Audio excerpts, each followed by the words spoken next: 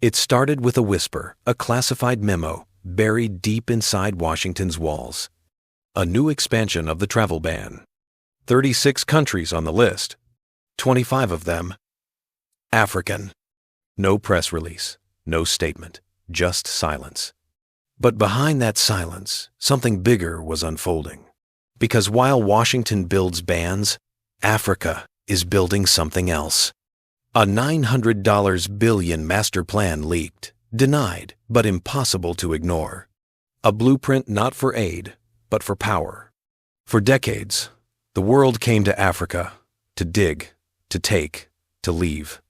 Now, the continent is preparing to process, to build, to own. The plan maps 12 industrial corridors, steel veins connecting deserts to coasts, high-speed rails, deep ports. A single continental grid to power cities, factories, and futures. Lithium plants, cobalt refineries, green hydrogen fields. Africa, no longer the world's mine, but the world's manufacturer. And that's what terrifies the old powers. Because if Africa refines its own minerals, global profits shift.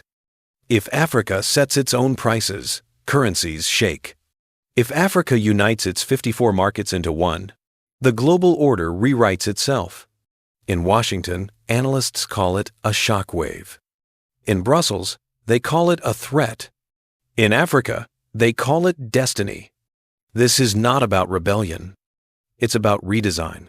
Not about leaving the table, but building a new one. For years, Africa was told to wait, to follow, to obey.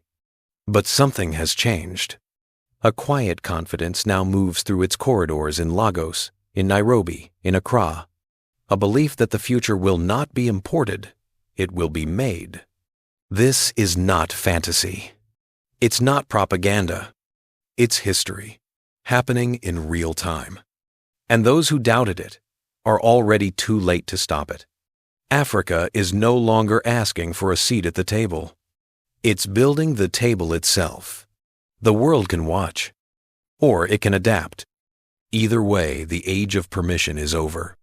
This is Africa's design. An unseen list threatens to redraw Africa's place in the world. A travel ban already blocks citizens from a dozen countries. 7 of those countries are in Africa. Chad, the Republic of the Congo, Equatorial Guinea, Eritrea, Libya, Somalia, and Sudan face full or near complete restrictions. A second group faces leak.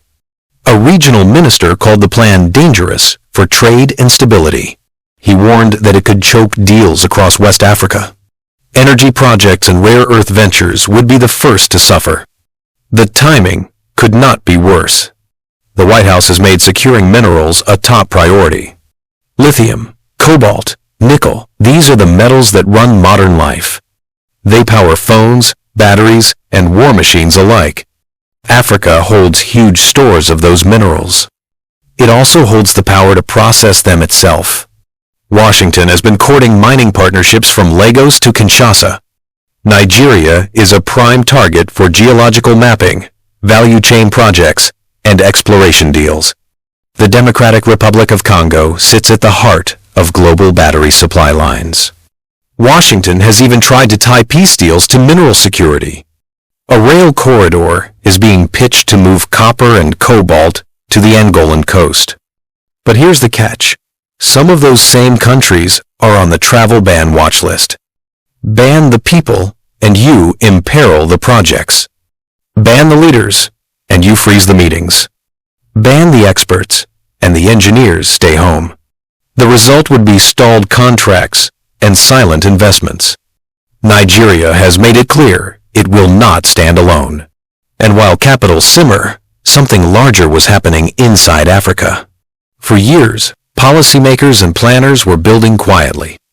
New corridors, new factories, new power grids.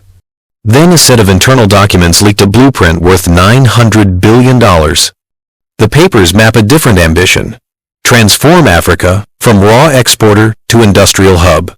They sketch 12 mega corridors linking West, East, North, Central, and Southern Africa. They imagine high-speed rails, deep ports, manufacturing zones, and digital trade hubs. They plan renewable super projects, cross-border grids, lithium battery plants, and hydrogen clusters. They call for mineral processing parks and African-owned certification systems. They push for 5G, continental cloud networks, fintech growth, and a new digital identity for trade. They demand food sovereignty, irrigation corridors, and local fertilizer production. And at the center sits a new financial architecture. An African credit agency, a Pan-African payment system, structures designed to loosen the grip of the dollar. The AFCFTA would be turbocharged with unified customs, standards, and frictionless borders. This is not a scattering of projects. It is a coordinated plan with one aim: economic independence. When officials in Washington read the leak, they panicked. Brussels convened in emergency. Tokyo quietly asked its partners where it stood. Why the alarm? Because the plan attacks decades of convenient assumptions. No longer a supplier of raw ores, Africa seeks to become a producer of finished goods. No longer a fragmented set of markets, it wants to speak with one voice. No longer a passive buyer of capital. It plans to build its own power.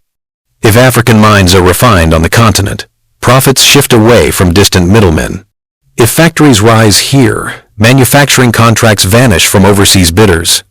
If trade runs on African rails, and payments flow on African rails, global leverage changes. And the numbers the strategy projects are staggering.